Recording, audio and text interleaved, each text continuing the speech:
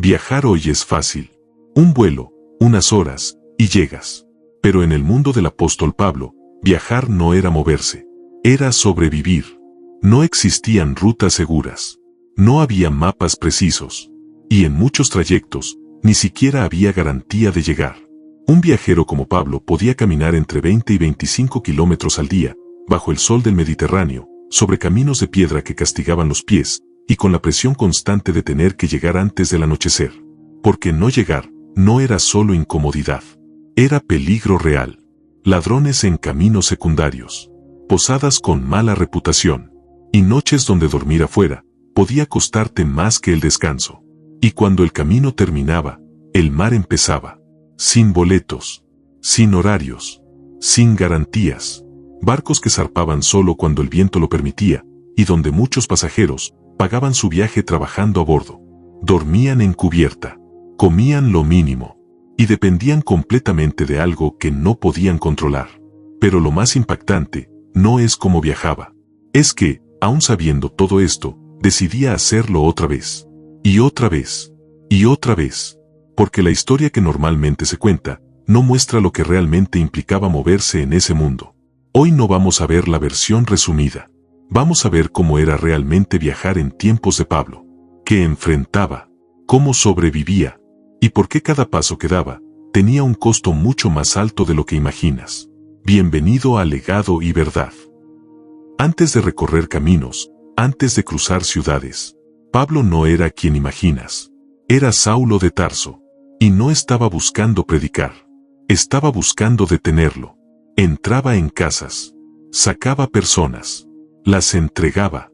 Convencido de que estaba haciendo lo correcto. Hasta que un día, en medio de un camino, todo cambió. Una luz. Una caída. Y una voz que no esperaba escuchar. El hombre que avanzaba con certeza, quedó sin ver.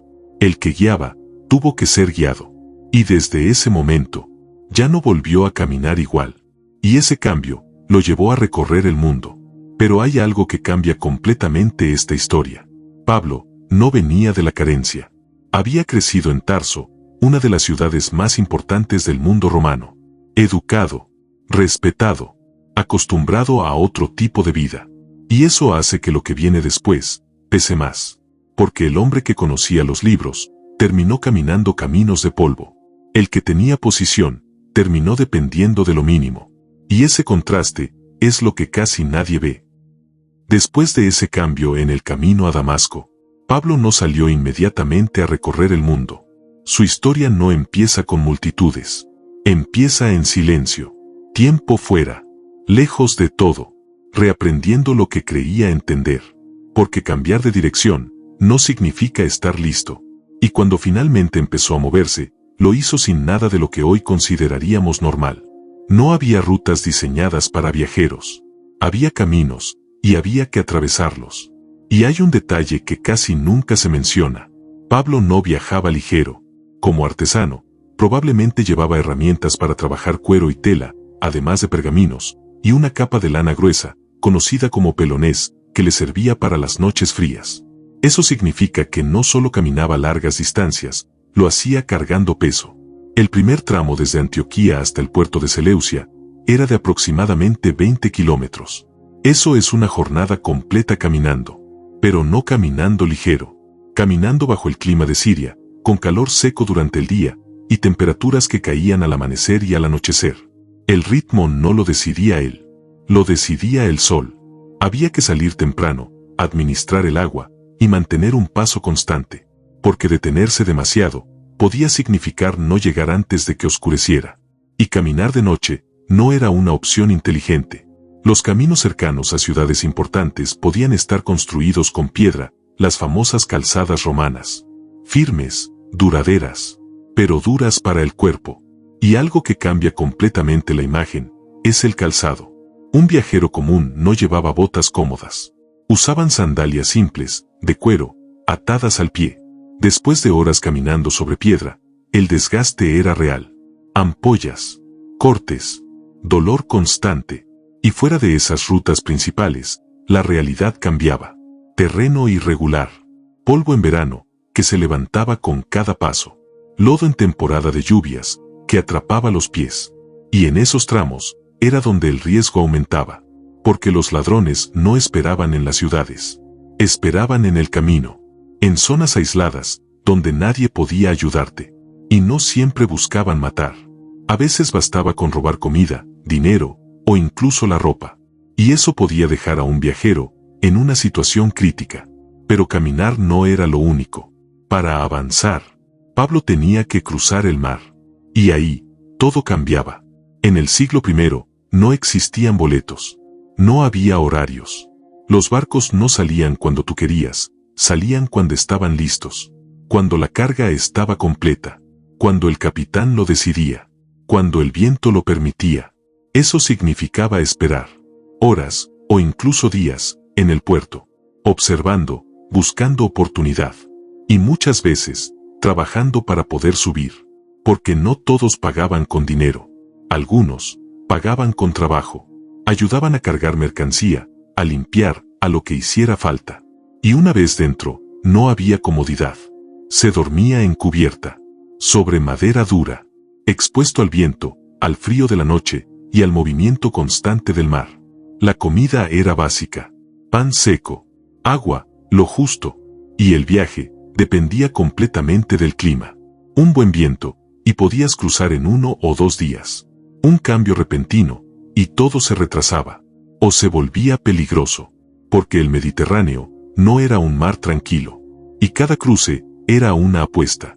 Pero incluso cuando llegaba a tierra, el viaje no terminaba. En lugares como Chipre, el trayecto continuaba a pie, más de 150 kilómetros atravesando la isla, lo que podía tomar casi una semana, caminando entre 20 y 25 kilómetros diarios. De hecho, los romanos marcaban sus caminos con piedras llamadas miliares, que indicaban la distancia recorrida. Algunas de esas piedras siguen existiendo hoy, y marcan algo importante, que cada kilómetro que Pablo avanzaba no era simbólico, era real, medido, caminado, soportado, y eso, sin contar las pausas, porque no solo viajaba, se detenía, predicaba, conversaba, se exponía, y luego, seguía. Dormir no siempre era seguro. Las posadas existían, pero muchas tenían mala reputación, precios abusivos, ambientes inseguros. Por eso, cuando no había una casa confiable, dormir afuera, a veces era la mejor opción. Y la comida no era un detalle menor. Pan duro, aceitunas, higos o dátiles secos, a veces queso o pescado. Eso era lo normal. Había días con algo más, y días con casi nada. Y todo esto no pasaba una vez. Se repetía, una y otra vez. Porque el viaje de Pablo no era un trayecto, era una forma de vivir. Y eso es lo que cambia todo. Porque cuando entiendes cómo se movía, entiendes que cada ciudad a la que llegaba no era solo un destino, era el resultado de días, de desgaste, de riesgo y de resistencia real. Y eso apenas era el comienzo. Hasta este punto, el viaje ya era duro, pero el verdadero problema no era el camino, eran las personas. Porque cada vez que Pablo llegaba a una ciudad, no entraba como visitante, entraba con un mensaje, y ese mensaje no siempre era bien recibido. Al principio, algunos escuchaban. En lugares como Antioquía de Pisidia, su enseñanza generó interés. Personas se acercaban, querían entender, pero ese interés no duraba mucho, porque a medida que el mensaje crecía, también crecía la tensión. Y en cuestión de días, lo que empezó como curiosidad, terminaba en rechazo. El relato de Hechos lo deja claro. Oposición abierta, presión, expulsión de la ciudad. Y ese patrón se repite. Iconio. De nuevo, división. Algunos creen, otros se organizan en contra. La situación escala tanto que se planea atacarlos. Y otra vez, tienen que salir, moverse, escapar. Pero el punto más extremo llega en Listra. Ahí, ya no hay discusión. No hay debate. Hay violencia directa. Personas que antes estaban a favor, cambian. Se vuelven en contra. Y lo que sigue, no deja espacio para interpretación.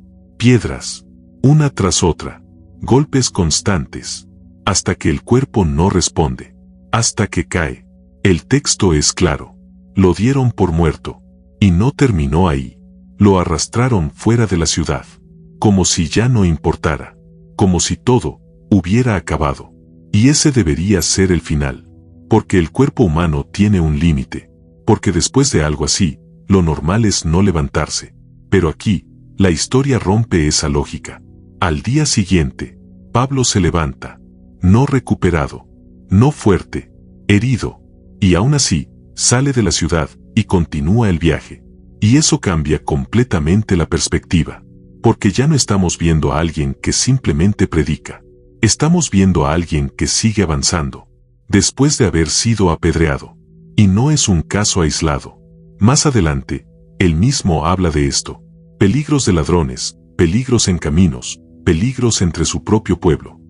No era una exageración, era un resumen de lo que vivía constantemente, porque cada ciudad podía convertirse en una amenaza, cada mensaje podía generar conflicto, y cada decisión de quedarse o de hablar podía tener consecuencias inmediatas.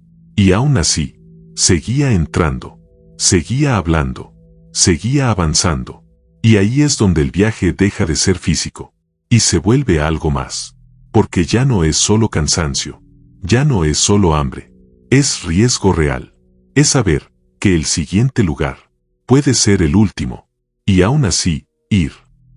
Después de todo esto, es fácil quedarse con lo más visible, los viajes, las ciudades, los ataques, pero hay algo que no aparece completo en la superficie, lo que pasaba entre un lugar y otro, porque el mayor desgaste no siempre era el momento extremo, era lo constante, días caminando, sin que el cuerpo terminara de recuperarse, porque si un viajero recorría 20 o 25 kilómetros diarios, eso no era un esfuerzo aislado, era repetido, al día siguiente, otra vez, y al siguiente, otra vez, sin tiempo suficiente para recuperarse por completo. Y eso tiene consecuencias, dolor acumulado, fatiga constante, un cuerpo que sigue avanzando, pero cada vez con menos margen. La comida tampoco resolvía el problema. Pan duro, frutas secas, aceitunas. Eso no era una dieta ocasional, era lo normal. Y había días en los que eso tampoco alcanzaba. Más adelante, el propio Pablo lo resume así: hambre, sed, falta de abrigo, no como momentos puntuales, como parte del proceso. Pero hay algo más que pesa distinto: la inestabilidad. Porque aunque visitaba ciudades importantes, no tenía un lugar fijo. No había rutina estable. No había seguridad de quedarse. Cada ciudad era temporal. Cada relación podía terminar en cualquier momento. Y eso cambia la forma en la que se vive todo. Porque cuando sabes que no te vas a quedar, nada se construye igual. Nada se siente completamente seguro. Nada se siente completamente tuyo. Y aún así, seguía, sin garantías de éxito, sin reconocimiento inmediato, porque muchas veces, el impacto de lo que hacía, no se veía en el momento. Y ese es un detalle clave, porque hoy vemos la historia completa, vemos los resultados, pero él, no. Él solo veía el siguiente trayecto, la siguiente ciudad, el siguiente riesgo, y eso redefine todo, porque ya no estamos hablando de alguien que logró algo grande. Estamos hablando de alguien que avanzó, sin ver el resultado final. Y eso es mucho más difícil de lo que parece, porque no es solo resistir, es sostener una dirección, cuando no tienes pruebas inmediatas de que está funcionando. Y ahí es donde esta historia cambia, porque deja de ser solo pasado, y se vuelve algo que se repite, de formas distintas, hoy. Después de ver todo esto, la pregunta ya no es cómo viajaba Pablo. La pregunta es otra: ¿qué tan diferente era realmente su vida, de la forma en la que hoy entendemos estas historias? Porque durante mucho tiempo, se ha contado esto como una misión, como un recorrido, como una serie de eventos. Pero cuando miras los detalles, lo que aparece es otra cosa. Un hombre caminando durante semanas, cruzando regiones completas a pie, dependiendo de comida básica, y enfrentando rechazo constante. No en momentos aislados, de forma repetida. Y eso cambia completamente la lectura. Porque ya no se trata de admirar el resultado. Se trata de entender el proceso. De ver que lo que hoy se resume en pocos minutos, fue construido en jornadas largas, en decisiones difíciles, y en condiciones que no eran favorables. Y eso plantea algo incómodo. Que muchas veces, cuando estas historias se simplifican, también se pierde lo más importante. El costo real. No solo el físico. El de avanzar, sin garantías. El de sostener una dirección, sin ver el resultado inmediato. Y eso no es exclusivo de esta historia. Es un patrón. Algo que se repite, cuando alguien decide seguir, aunque el contexto no sea el ideal. Por eso, esto no se entiende viendo solo el final. Se entiende viendo el recorrido completo. Porque es ahí, donde se define todo. Si este tipo de análisis te aporta, si te ayuda a ver estas historias con más claridad, suscríbete a Legado y Verdad. Porque aquí no se trata solo de contar lo que pasó. Se trata de entenderlo, con todo lo que realmente implicó.